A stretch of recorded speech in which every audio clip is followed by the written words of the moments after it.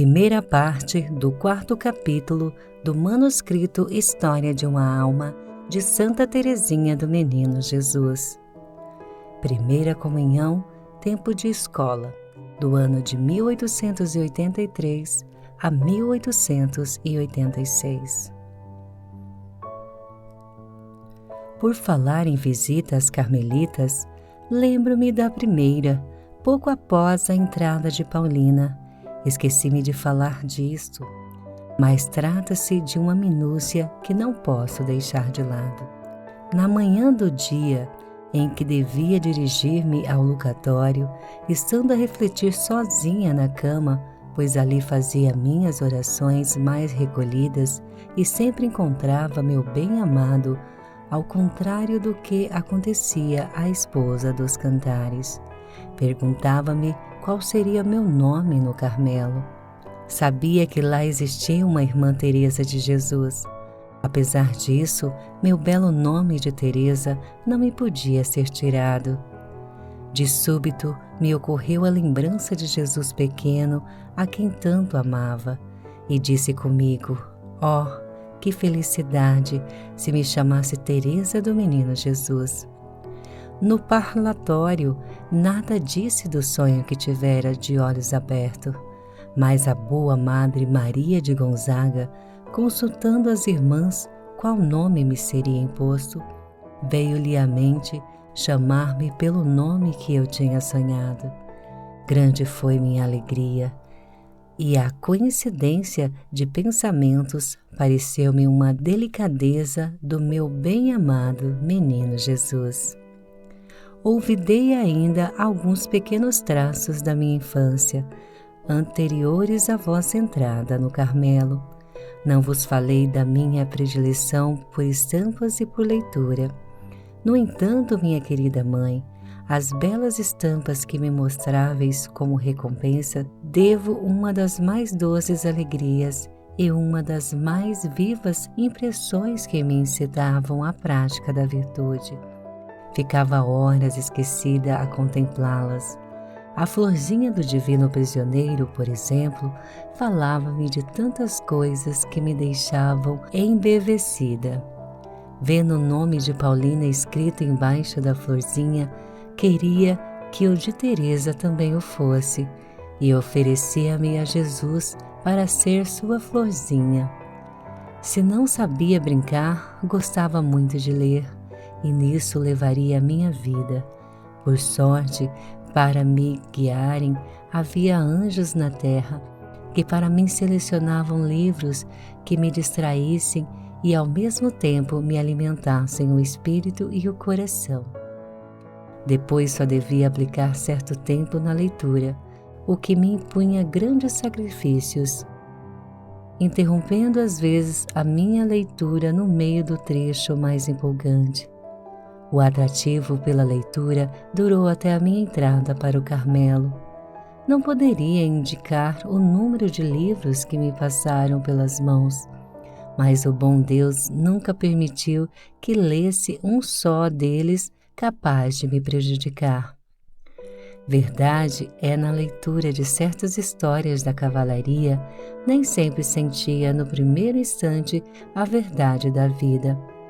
O bom Deus, porém, de pronto me fazia intuir que a verdadeira glória é a que dura eternamente, não havendo para sua consecução necessidade de realizar obras aparatosas, mas de esconder-se e praticar a virtude, de molde a não saber a mão esquerda o que faz a direita. Foi assim que, lendo a narração dos feitos patrióticos de heroínas francesas, mormente da venerável Joana d'Arc, sentia grande desejo de imitá-las. Parecia verificar em mim o mesmo ardor de que estavam animadas, a mesma inspiração celestial. Recebi então uma graça que sempre tomei como uma das maiores de minha vida, pois nessa idade não recebia como agora as luzes que estou imersa. Cuidava que nascera para a glória, e como procurasse um meio de alcançá-la, O bom Deus inspirou-me os sentimentos que acabo de descrever. Fez-me outro sim compreender que minha glória característica não apareceria aos olhos dos mortais, mas consistiria em tornar-me grande santa. Poderia tal desejo parecer temeridade, tomando-se em consideração quanto era fraca e imperfeita, e quanto ainda o sou depois de passar 7 anos em religião, muito embora sinto sempre a mesma audaciosa confiança de tornar-me grande santa, pois não conto com os meus méritos, por não ter nenhum, mas espero em aquele que é virtude, a própria santidade. Só Ele é que, contentando-se aos meus débeis esforços, me elevará a si próprio. E cobrindo-me com os seus méritos infinitos, preciso sofrer muito para chegar à santidade. O bom Deus não tardou em me demonstrar quando enviou as provações que mais acima relatei. Agora retomarei minha exposição desde o ponto em que a tinha largado. 3 meses após a minha cura, papai levou-nos em viagem a Alençon. Era a primeira vez que para lá voltava.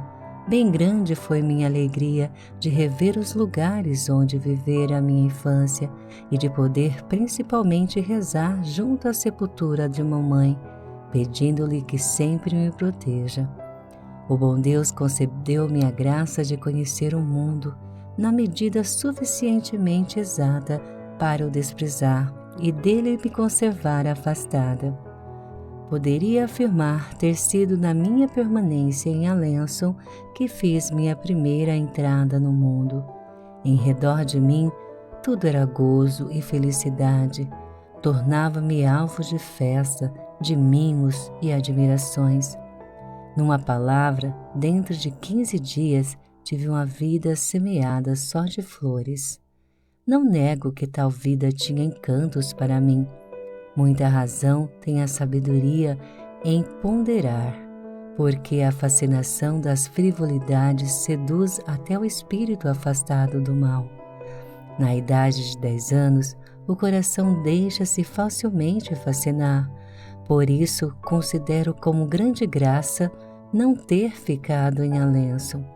Os amigos que ali tínhamos eram muito dados ao mundo, sabiam conciliar demasiadamente as alegrias da terra com o serviço de Deus. Não pensavam bastante na morte, e no entanto veio a morte visitar grandes números de pessoas, minhas conhecidas jovens, ricas e ditosas. Gosto de reportar meus pensamentos aos lugares encantados onde elas viveram e de perguntar a mim mesma onde estão e que lhes valeram os castelos e parques onde as vi gozarem as boas vantagens da vida. E vejo que debaixo do sol tudo é vaidade, aflição de espírito, que o único bem consiste em amar a Deus de todo o coração e ser pobre de espírito aqui na terra. Jesus quis, talvez, mostrar-me o mundo antes da primeira visita que estava para me fazer, a fim de que eu, com mais liberdade, escolhesse o caminho que Ele me prometeria seguir. A época de minha primeira comunhão ficou gravada no coração como uma lembrança sem penumbras. Parece-me não podia estar mais bem disposta do que estava. Além do mais, meus sofrimentos espirituais deixaram-me em sossego durante quase 1 ano. Queria Jesus fazer-me gozar de uma alegria tão perfeita quanto possível neste vale de lágrimas. Lembrai-vos, minha querida mãe, do maravilhoso livrinho que me fizestes 3 meses antes de minha primeira comunhão? Foi o que me ajudou a preparar o coração de uma maneira contínua e rápida, pois se desde muito já o vinha preparando, era bem necessário dar-lhe novo impulso, enchê-lo de novas flores, para que nele pudesse Jesus repousar com alegria. Praticava diariamente grandes números de piedosos exercícios, que constituía outras tantas flores. Fazia um número maior ainda de jaculatórias que escreveste para cada dia em meu livrinho, e tais atos de amor formavam os botões de flores. Cada semana escrevei-me uma linda cartinha que enchia minha alma de profundos pensamentos e me ajudava a praticar a virtude. Era um consolo para vossa pobre filhinha que fazia tão grande sacrifício em se conformar com não ser todas as tardes preparada em vossos joelhos, como fora sua querida Celina. No meu caso, era Maria que fazia as vezes de Paulina. Eu sentava sobre seus joelhos e nessa posição escutava com avidez o que me dizia. Parecia-me que todo o seu coração tão grande, tão generoso, se transferiria para dentro de mim. Como guerreiros famosos ensinam os filhos o traquejo das armas, assim também ela me falava dos combates da vida, da palma outorgada, riquezas que são fáceis de juntar todos os dias, da infelicidade de passar ao largo sem querer dar-se ao trabalho de estender a mão para os agarrar. Depois mostrava-me o meio de ser santa pela fidelidade nas mínimas coisas. Deu-me o folheto sobre a renúncia que eu meditava com toda a delícia.